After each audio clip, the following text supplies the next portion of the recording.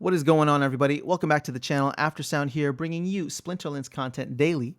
We also stream over on Twitch at This Is Aftersound, so come by and say hello. All right, I wanted to talk about tournaments today. Now, let me go ahead and caveat this by saying that I don't play tournaments as much as I should or as much as I would like, although that is something that I'm hoping will change in the near future. And I hadn't really looked into this. I know that there are a lot of other content creators that have spoken about this, and I appreciate the fact that people have been hammering on this. I know Gank for sure has been, and I'm sure many others have taken a look. But when I finally decided to check under the hood, there were a couple of things that were really disturbing to me.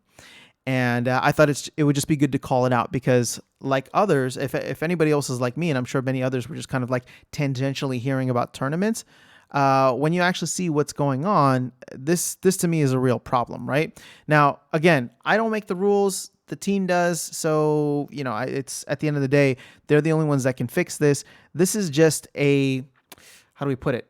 A friendly suggestion, because I do believe that it is somewhat unattainable, maybe even considered unfair in how it is to, or how difficult it is, I should say, to enter these tournaments. Now, the only tournaments that I'm looking at are the ones here that are created by SPS.tournaments. These are the ones that are created by the game itself. And there's three main ones that I'm looking at. So there's one that's usually for bronze, one that's which is the bronze blunderbuss. There is the Silver Shield Knights. This is for silver. And then all the pointy things is the one for gold. There you go. So oddly enough, the bronze blunderbuss, or the tournament for bronze, is okay, right? So the main thing that I'm looking at here is the power level. Now, people have been complaining about staked SPS. I don't have a problem with that. In fact, I think it's great. Like if people want to participate in tournaments, then sure, put a staking requirement there. That adds another utility for SPS. But the power requirement is the one that has a real issue for me.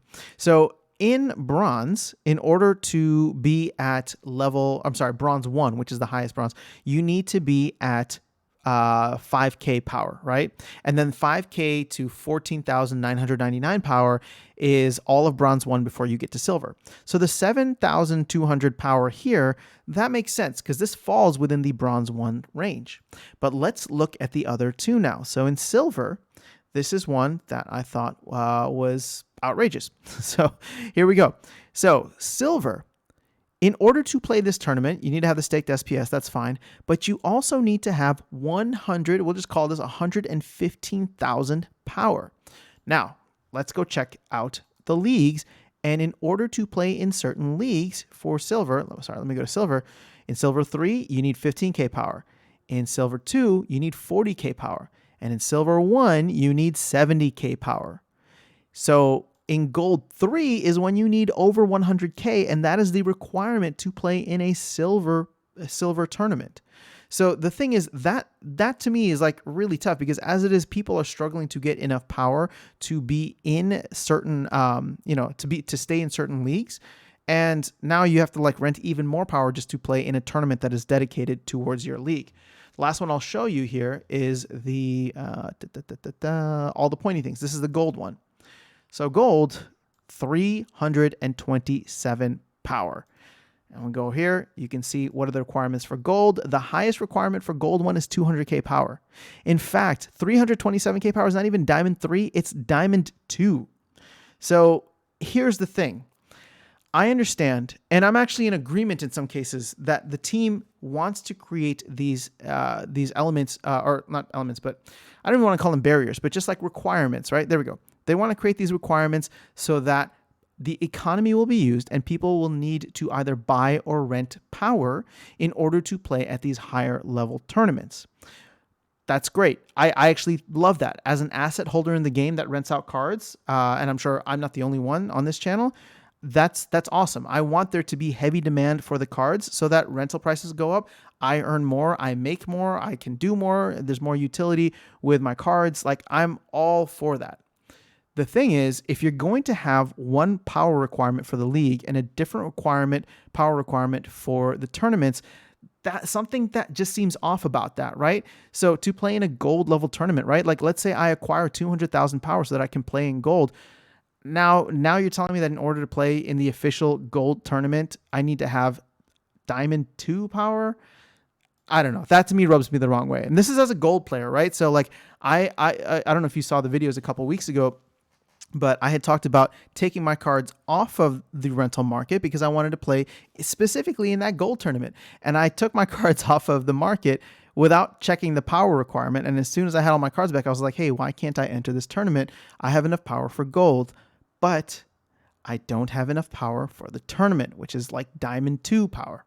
So that is a gripe that I have. Now, if there's a good reason for this that I'm missing, somebody in the comments, please let me know. I would love to correct myself in a follow-up video if needed. But this just goes to show, Weirdbeard, and again, all my hat off to Weirdbeard, who's been doing a lot of great things and has brought a ton of great energy into the tournaments and hopefully esports area of the game. This is to me something that needs to be addressed and should be addressed right away. And for those who have been sounding the horn a lot longer than I have, I tip my hat to you and I appreciate everything you're doing for the community. So again, just a shout out to Gank, and I know I'm sure there's many others. It's hard for me to keep up with everything, so I apologize. I'm not trying to intentionally leave anybody out, but for those who have been sounding the alarm on this, I think it's important. I think it's important that there needs to be some clarity or some continuity across these power ratings or power levels. So like I said, I just discovered this when it affected me, so now I'm making a video about it. So take from that whatever you will, but it's important, and I wanted to raise the topic with everybody else to get your opinion. Like I said, maybe I'm not looking at this the right way. Maybe there's something else, and at the end of the day, the more demand there is for power, the better it is for me as an asset holder in the game. So I understand that argument. I just don't like the fact that the power levels across tournaments and the leagues are not the same. Like if it's going to be a gold level tournament or gold league tournament, like make it the same gold league power. Same with silver, same even with bronze and diamond plus.